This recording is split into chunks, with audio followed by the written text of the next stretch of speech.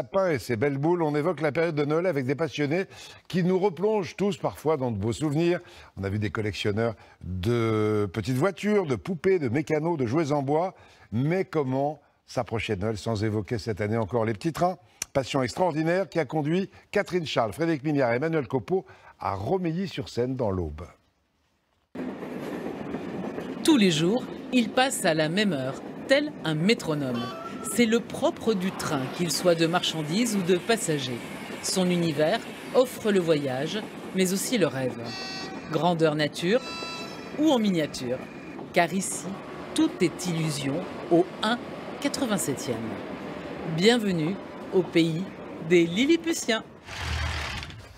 Il y a eu un accident. Michel est un passionné de trains miniatures et son plaisir... Les croisements des trains et puis le décor qui va avec, quoi. Parce que forcément, le but c'est de recréer un décor presque réel.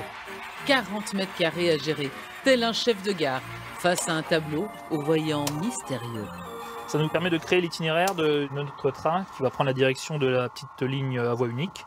Donc les boutons correspondent à chaque aiguillage. Avec parfois, c'est raté. Et là on a un problème, là, voilà. J'essaie de replacer l'aiguille parce que je m'aperçois que l'aiguille n'est pas en position pour la trajectoire du train. Détecter, réparer, solutionner pour se régaler et regarder passer le train. Chez les Lacour, le monde ferroviaire se conjugue sur 3 générations. Mon père était cheminot, donc forcément j'ai baigné un peu aussi dedans. Donc, et mon fils, pareil. T'as un problème avec ta voiture? Si Michel n'a pas fait de sa passion son métier, il a tout de même réussi un drôle de tour de passe-passe. Gérant d'une station-service, il y a dans sa boutique des trains partout.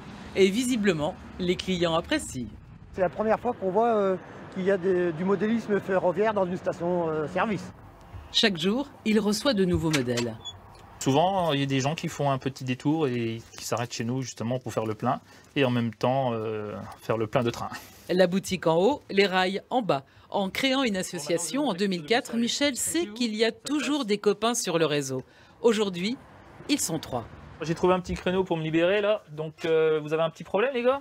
Il n'y a rien sur la voie et on n'arrive pas à reprendre la main sur le logiciel. Problème qu'on a déjà rencontré plusieurs fois pourtant. On essaye de se gratter la tête pour trouver la solution. C'est pour ça qu'il a plus de cheveux. C'est pour ça. Retraité, oui, mais à la pointe de la technologie. Tout est géré par l'ordinateur. C'est justement le phénomène du numérique qui nous a apporté ces solutions-là. Une association de plus de 20 membres qui avancent ensemble.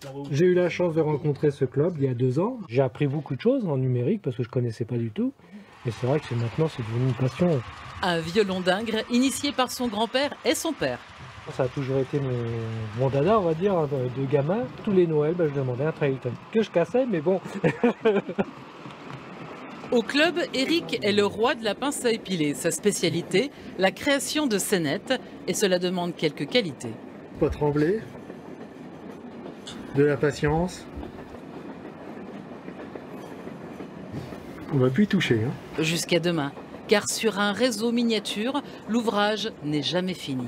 Il y a toujours une place de village qui demande à s'animer, une boutique qui attend ses clients, une course cycliste en train de se dérouler ou des légumes à récolter. C'est la vie en miniature, le long du rail.